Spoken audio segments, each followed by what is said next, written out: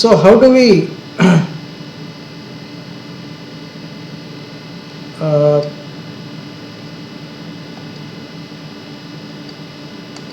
how do we solve this eigenvalue problem?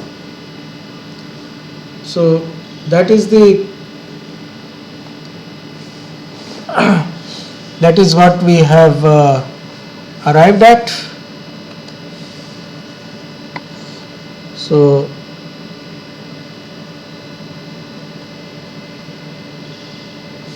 we will discuss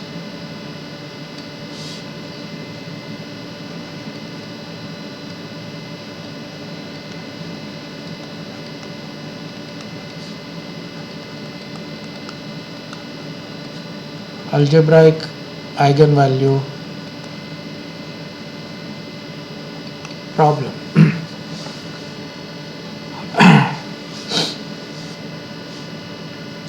A very important problem in science and engineering, probably in its utility it probably ranks second only to the solution of simultaneous equations. Right, that's my personal opinion though. You will come across this problem, any problem that you will encounter more frequently than eigenvalue problem is probably the solution of simultaneous equation. Other than that, it is the algebraic eigenvalue problem which is ubiquitous in its presence in all fields of science and engineering, and of course the interpretation of the problem varies from problem to problem and the variables under consideration. But mathematical structure remains the same, and therefore the basic concepts of solving this eigenvalue problem are similar across the disciplines. But the problem itself is extremely complicated. The definition is one part, solution of it is another part. Solution of algebraic eigenvalue problem is one of the very, very challenging problems in numerical computations. And so much so that a complete textbook is devoted to this problem. Just title of the book is this, algebraic eigenvalue problem. Probably there is there. Let me figure out.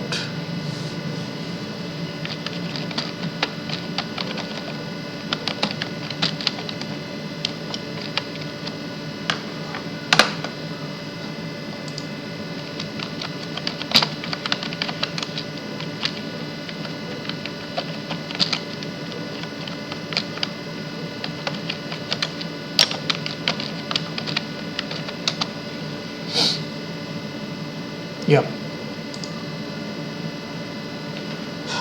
So the algebraic eigenvalue problem, authored by J.H. Wilkinson.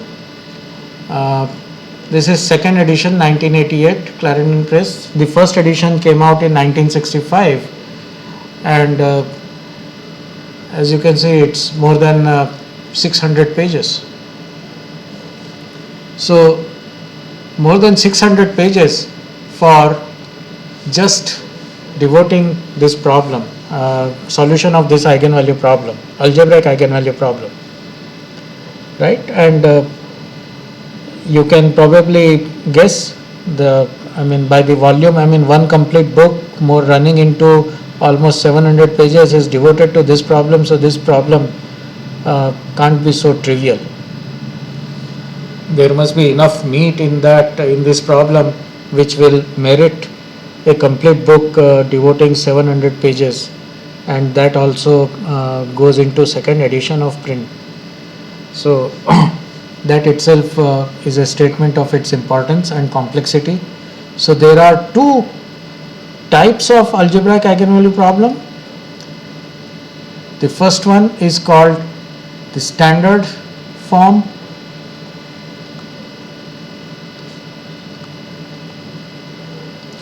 Standard form says it looks like this: a x is equal to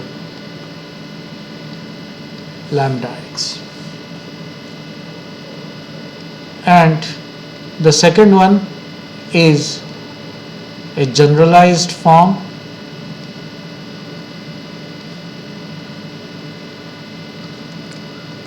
which looks like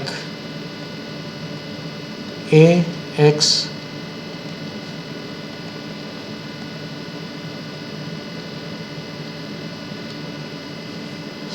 so A and B, these are the system matrices. So lambda is referred to as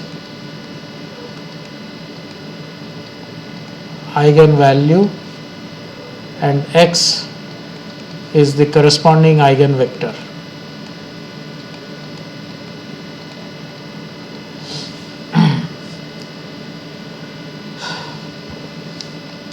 So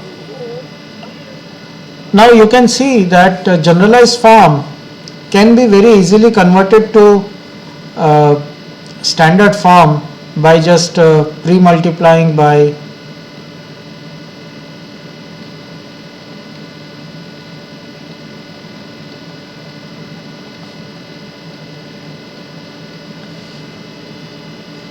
right.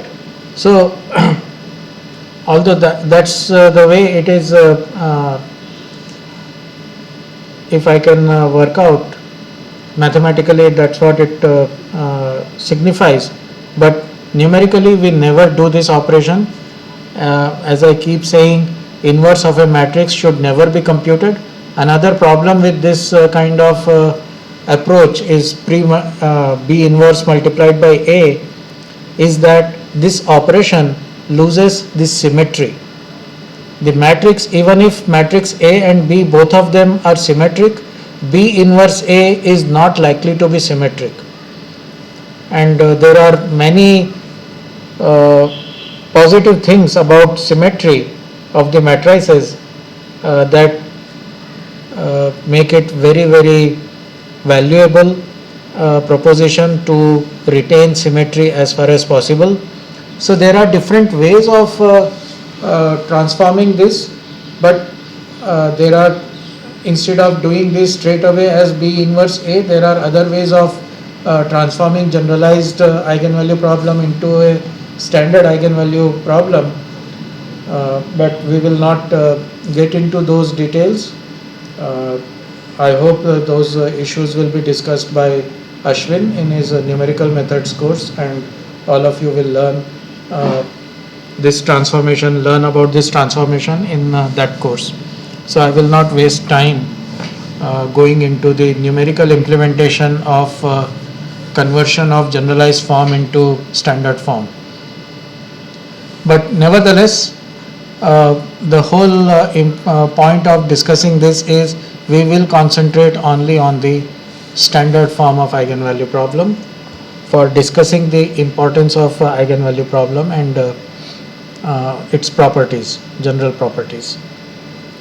But the problem that we deal with in free vibration problem, if you recall, free vibration problem, it was minus omega squared m plus k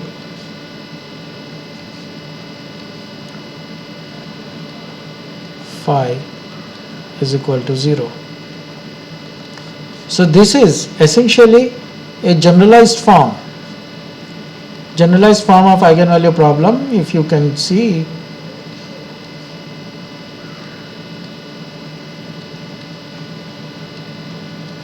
right, and omega square is the eigenvalue, just as we call here lambda as the eigenvalue and x is the eigenvector.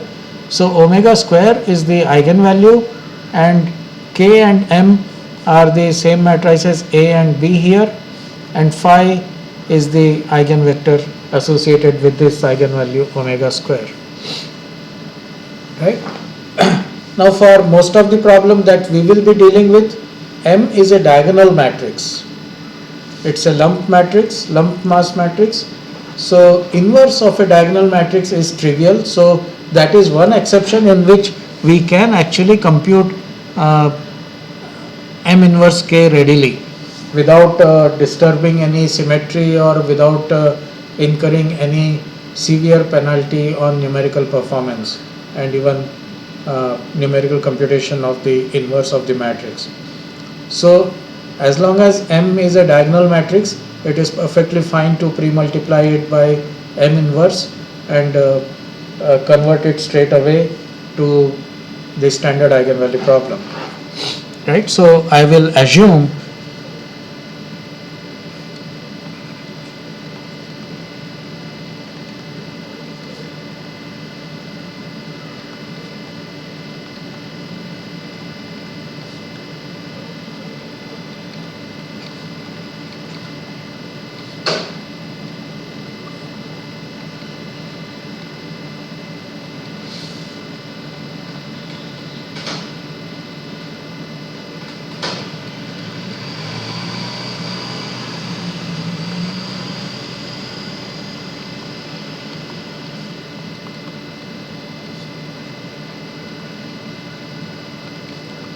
is a convenient standard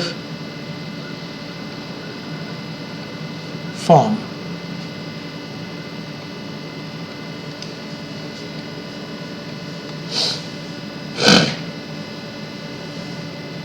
So how do we do this? First of all, how do we generate, how do we get these matrices, mass and stiffness matrices? Let's just brush up our discussion. I was discussing somewhere here M1, M2, and these are the mass matrices and stiffness matrices and damping matrices. So let us just take M1 is equal to M2 in this equation, in this problem.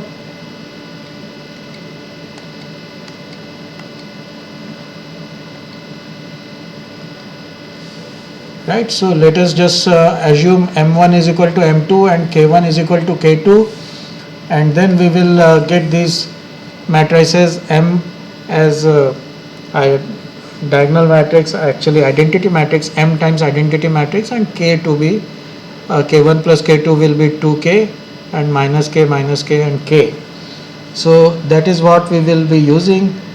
So let us say for simple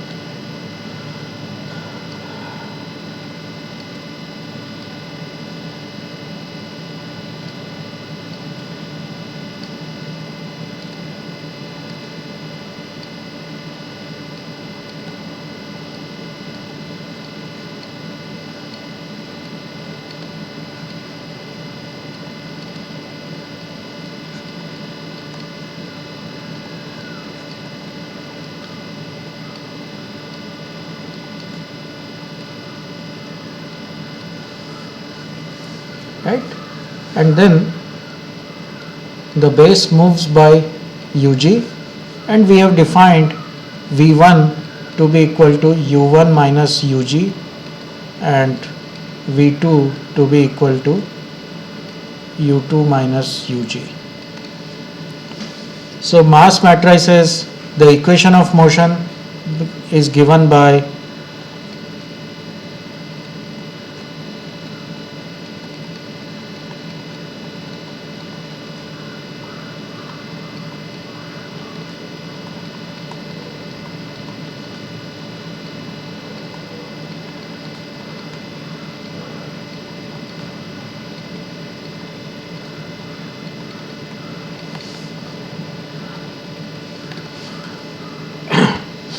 right.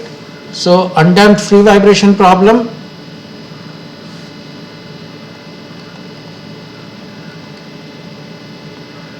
statement of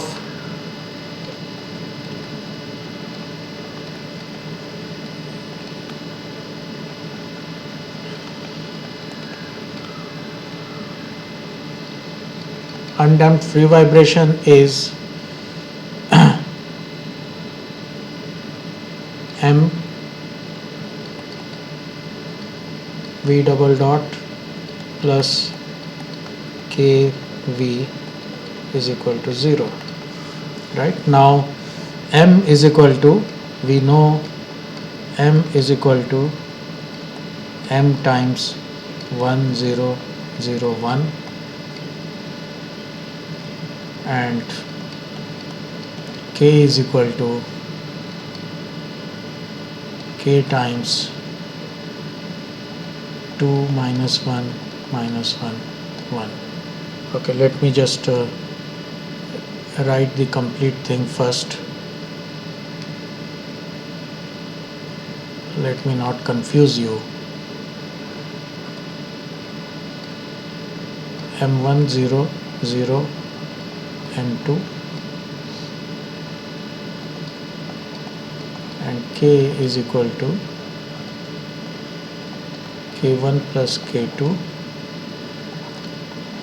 minus k2 minus k2 and k2, right? And c is of course similar, so this is c2 and this is k2. So if m1 is equal to m2 is equal to m, and k1 and k2 are also identical, then this matrix actually becomes very simple. M is equal to m times 1 0 0 1 and k is equal to 2 minus 1 minus 1 1 multiplied by k, right?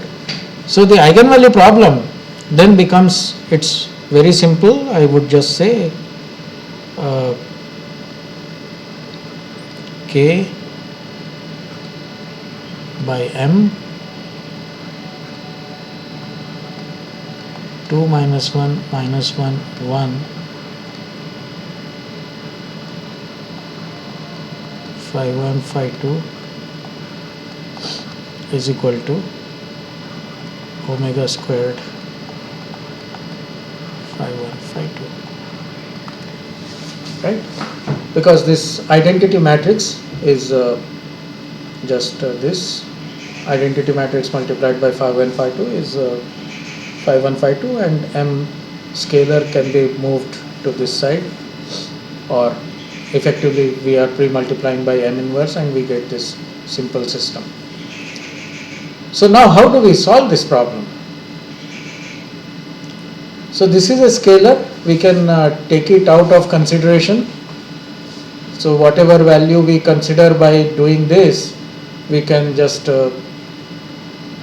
scale it appropriately by this factor later on, right? So because we will be computing this, by neglecting this, we will be computing eigenvalue which will be a scaled down version of this eigenvalue problem, scaled down by this factor, and we can multiply this factor subsequently. The eigenvectors of course do not change, they will remain the same. So eigenvalue will be influenced by this proportionality factor. So how do we solve this problem? So this is the matrix A, so to say, system matrix. So I can say system matrix is A is equal to 2 minus 1 minus 1 1.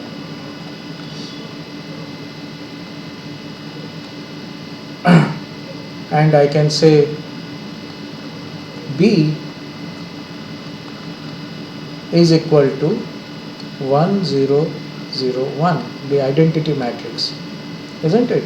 It really doesn't matter if I insert an identity matrix here, so B can be considered as an identity matrix here, and this standard eigenvalue problem can also be treated as a generalized eigenvalue problem with B matrix as identity matrix. Right, so what are the eigenvalues?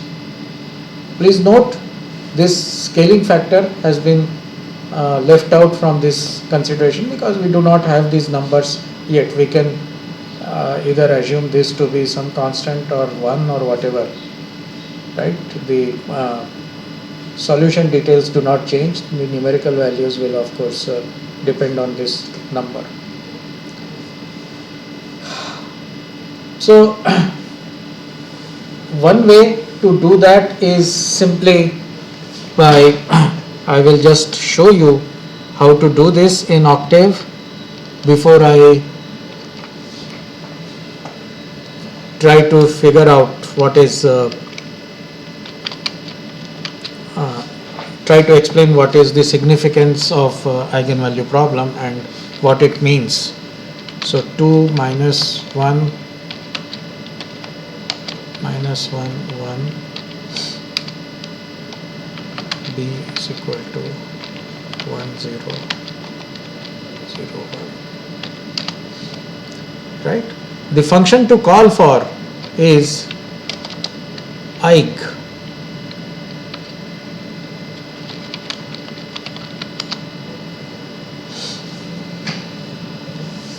So this is the function eig.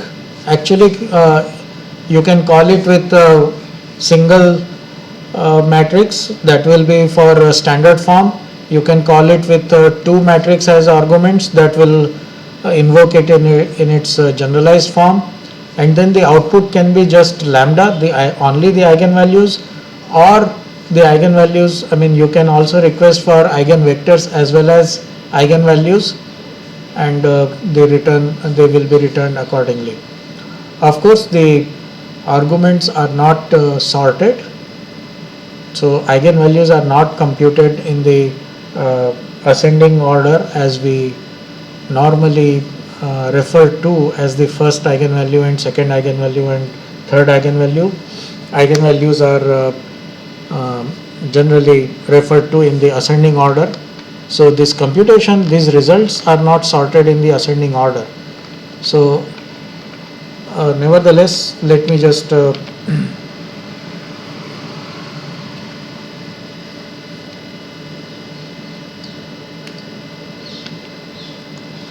call this as VL is equal to assigned eig A P. I will not suppress the output, let the output be displayed. So this V corresponds to the column, actually corresponds to the eigenvector associated with this eigenvalue. This is the eigenvalue lambda. In this particular instance, the eigenvalues have appeared in sorted order, so no issues. I mean, it's a 2 by 2 matrix, so whichever way you take, it will be sorted anyway. So this is the first eigenvalue, and the column vector corresponding to that is the eigenvector, corresponding eigenvector, and this is the second eigenvalue, and this is the corresponding eigenvector. Now let me just extract the columns. Let me just say V1 is equal to, we assign the first column of eigenvector to and call it as V1, and V2 we store the second column.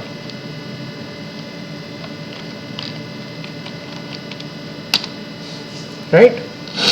Now why I did that is because I wish to figure out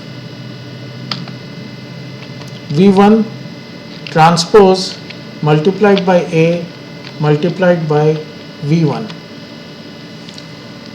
That is what we were computing, phi transpose M phi and phi transpose K phi, isn't it? So let us just see what it looks like. It gives you the first eigenvalue, isn't it? This result is actually same as the eigenvalue, the lowest eigenvalue. But if I change one of the vectors here, instead of V1, V1 appears on the both sides of matrix A. If I just change V1 to V2, what do you get?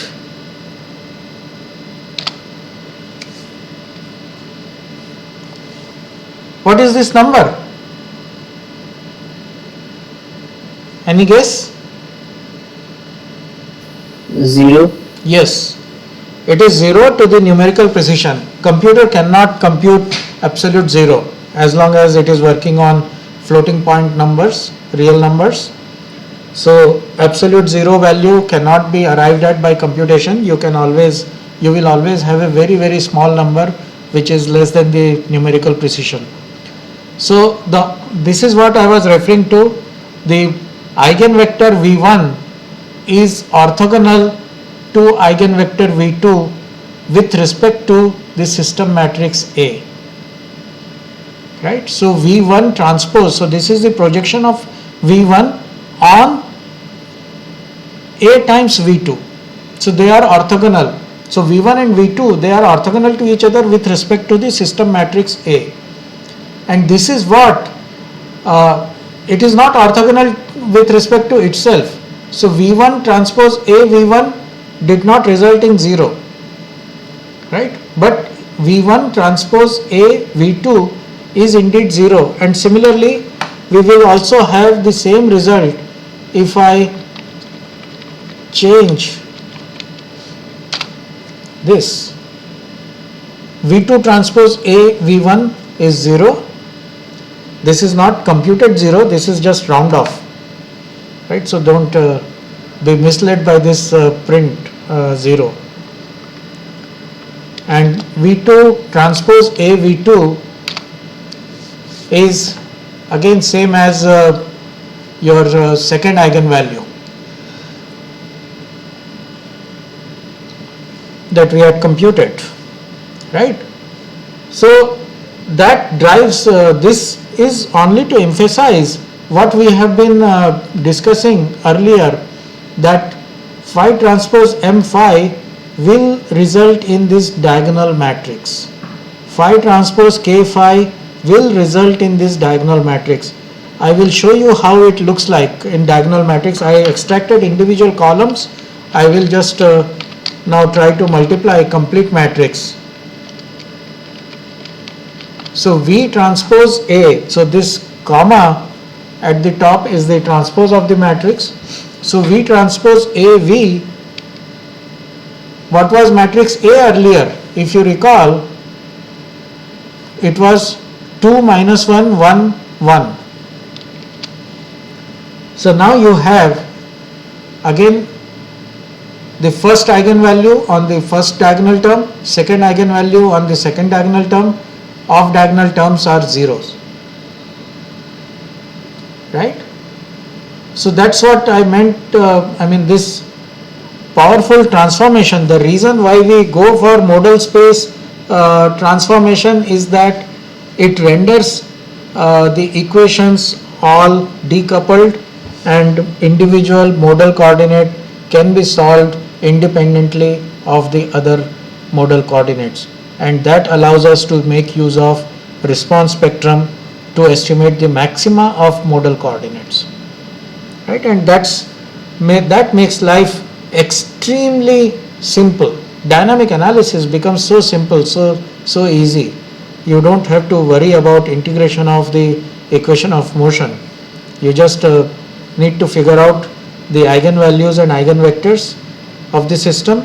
Once you know the mass matrix and stiffness matrix, you can work out what are the eigenvalues and eigenvectors, decouple the system of equations, and just read the appropriate response quantity or appropriate value for maxima of the modal coordinates and multiply by the mode participation factor as you compute, right?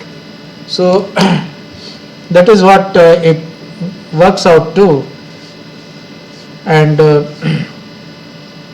what does eigenvalue problem itself mean? So this is, you can play around with this eigen function and read more about it, and you will understand there are several options and how to enforce, how to use those options.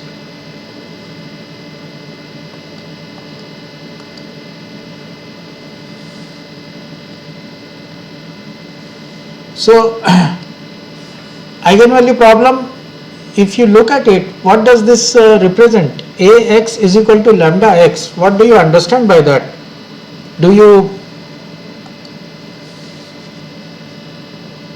Does this equation tell you something? This is So a we are statement. representing a Yes, we are representing a matrix by a single value. it is not representing a matrix by a single value. See, there is you have actually hit upon a very, very fundamental concept of data compression or information compression, right? So we can certainly represent some information with much smaller values, set of values, right? We can approximate it, and eigenvalues do play a great role in that, but it is not completely identical. So here it is not being represented by a single value. Matrix A, how does it look like? I mean, it can be any n by n matrix. For example, we only discussed 2 by 2, but it is not limited to 2 by 2. It can be any n by n matrix, and X is associated n by 1 vector. So let me just tell you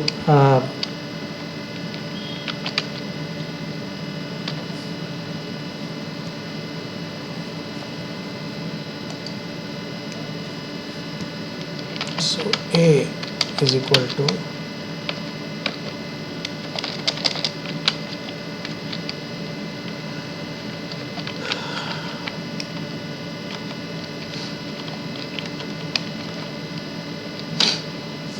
so this is a 10 by 10 matrix, random number, normal distribution, 0 mean, and unit variance of is equal to 1. So obviously it is not symmetric, it is a random generation. So I define another matrix which is A transpose A. So this is going to be symmetric. If you look at it, you should find it a symmetric matrix. You will find that this matrix is symmetric. Right? So let us just say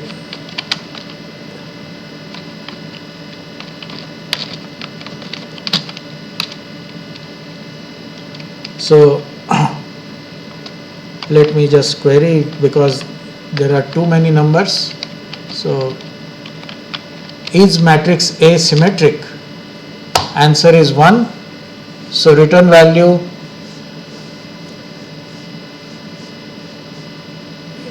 this is of course the true value. So matrix A is symmetric. So just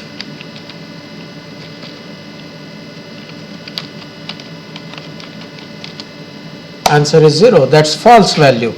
So these are the numerical equivalents of true and false integer representations. So false state is represented by 0, and true state is represented by digital high or 1. So matrix A, capital A, is symmetric, and the reason I am trying to look for a symmetric matrix is that eigenvalues and eigenvectors are guaranteed to be real for symmetric matrices. For unsymmetric matrices, eigenvalues and eigenvectors can be complex numbers. So I don't want to get into those the complexity of complex eigenvalue problem, because for structural engineering applications, both mass matrix and stiffness matrix, they are symmetric. always. K matrix is symmetric by virtue of Maxwell-Betti theorem, and mass matrix is symmetric because we choose it to be symmetric. There is no reason for not choosing it to be symmetric, and it makes our life much simpler.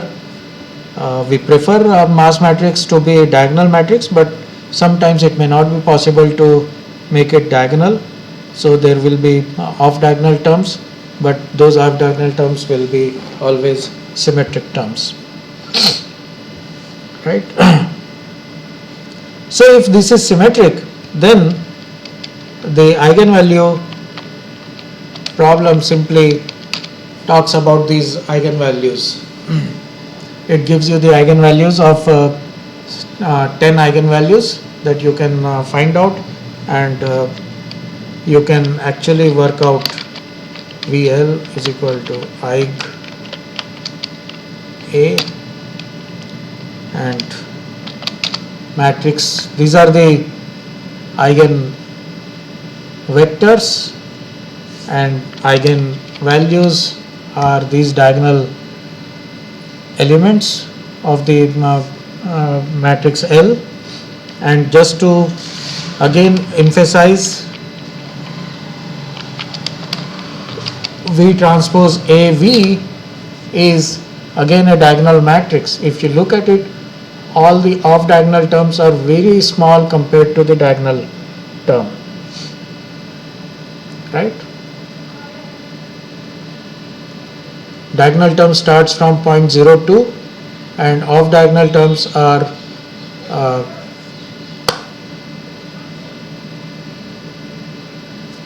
less than the precision, numerical precision of the computer, double precision.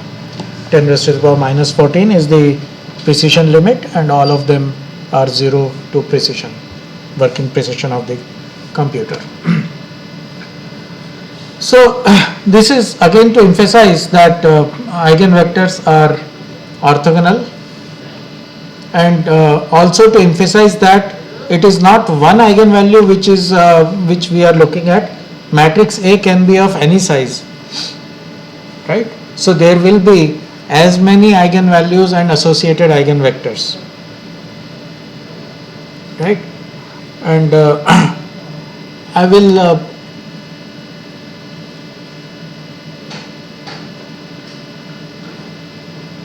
tell you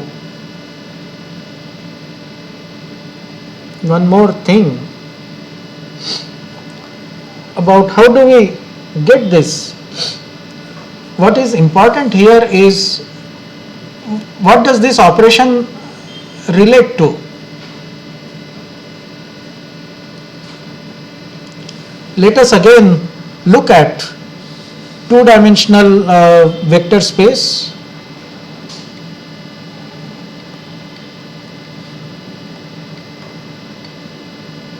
Right? So let's say it is 1, 1. We consider a vector 1, 1. So 1 here, 1 here. So this is the vector 1, 1. And we have a rotation matrix. Let us say any matrix. I will call this as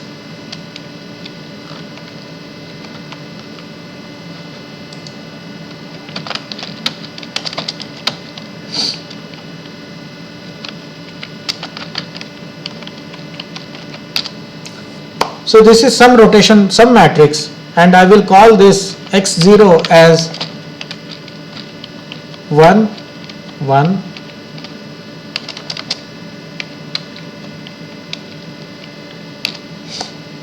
right? So this is the point that I have here, position 1, 1. So this is the position 1, 1 vector, and now if I multiply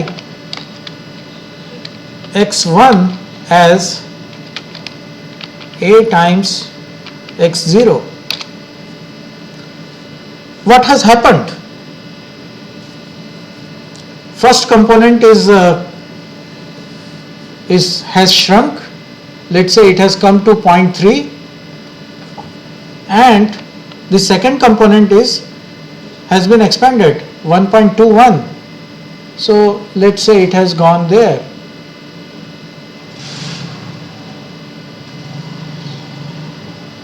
So this operation A times this vector is actually A times x0. So it has effectively resulted in rotation of the vector. This was the original vector. I multiplied A with this vector, and then the resulting vector was rotated by some amount and also stretched by some amount, right? So I will just draw this more clearly.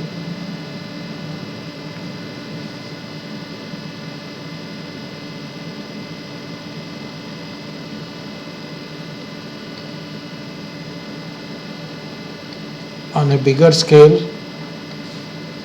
So let's say this is 1 and this is 0.1, and this vector is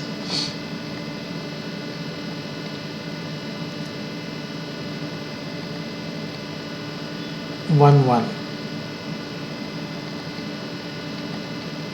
and 0.3 is somewhere here, and 0.21 is somewhere here. So this is what that value is, 0.29 or 0.3 and 1.21.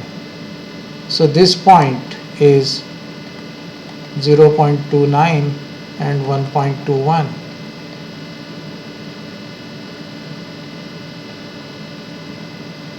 Right?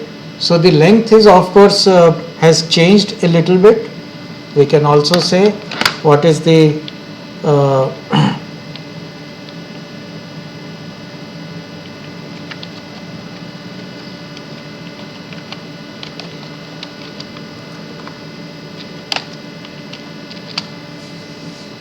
so it has shrunk actually.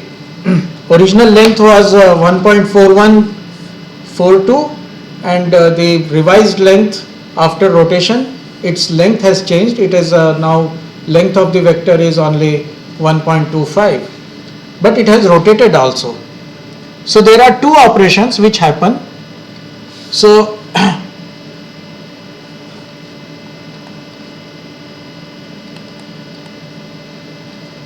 this is linear transformation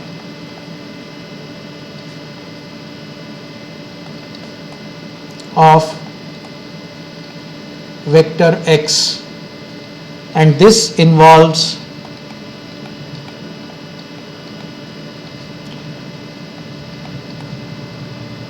rotation and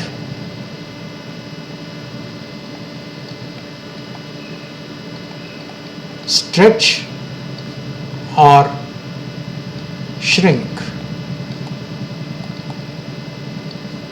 in a way scale,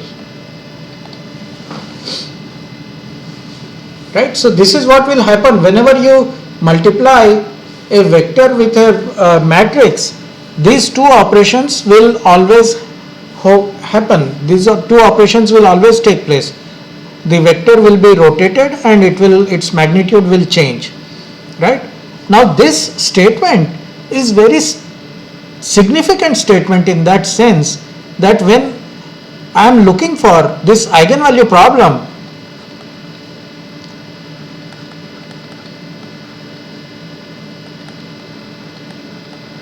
look for a vector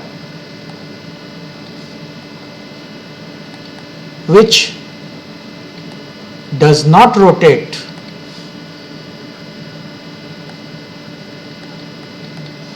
because x is a vector which points in a certain direction.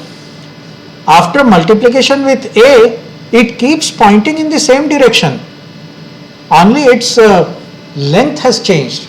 Its length has changed, either it has increased or decreased depending on the numerical value of lambda, if it is greater than 1 or smaller than 1.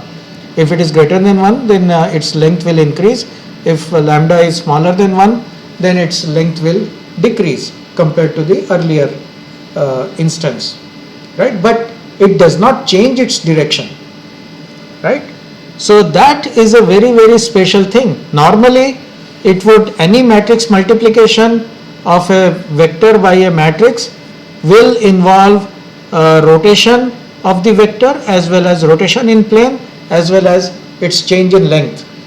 So now we are looking for, so as I said, these are the eigenvalue problem is characteristic of this system matrix, A matrix. So for every matrix A and associated matrix B, for every combination of matrix A and B, there will be only a few such vectors which do not change direction when they multiply with these matrices, right? They will only change their lengths. Now that's a very, very interesting observation, very, very interesting discovery. Let us play out with this matrix. Okay, so even if it is unsymmetric matrix, A is unsymmetric matrix, its eigenvalues are real, so let's work with that. Okay, let us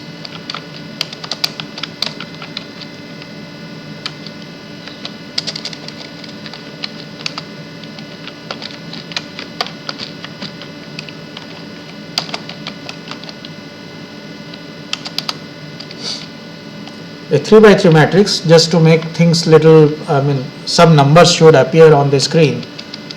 So I will now make it symmetric matrix. So A is now a symmetric matrix, you can see that, and I will now compute its eigenvalues and eigenvectors.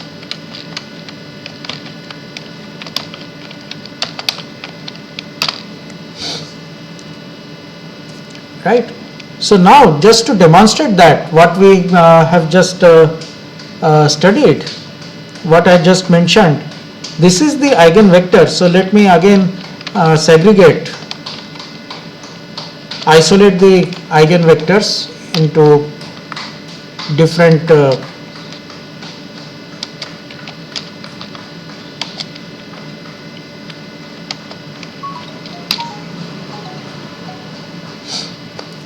different columns. So now what do I get? Let's say W1 is equal to AV1. This is what I get, and V1 is this. Are they same? How do I know whether they are pointing in the same direction? Ideally, by the definition, I should be getting this vector pointing in the same direction. Only the scale should change, right? So the way to do that is I will figure out element by element division. Okay, it's the other way around.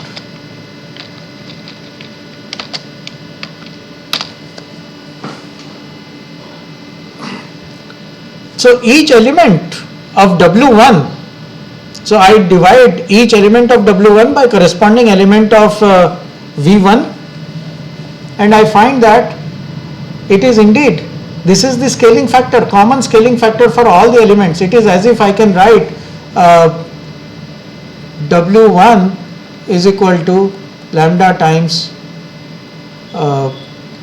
V1, right? And that lambda is the eigenvalue. You can see that in the eigenvalue, the first eigenvalue is 0.02426, and that's what the ratio is, 0.02426.8, right? So this is what it means. For every matrix, there will be, just as I mentioned about the existence of eigenvalue problem, as searching for natural frequencies in which the eigenvalues, I mean the simple harmonic motion, synchronous simple harmonic motion can exist. In the same way, for a general eigenvalue problem, mathematical interpretation of eigenvalue problem character of a system characterized by the matrix A is that we look for the directions, specific directions, or we can also call it principal directions of matrix A, which do not, once when we multiply with matrix A, they do not change in direction, they do not rotate, but they will get scaled, right? Just as I was talking about this principal direction, do you remember anything about principal stresses and principal planes?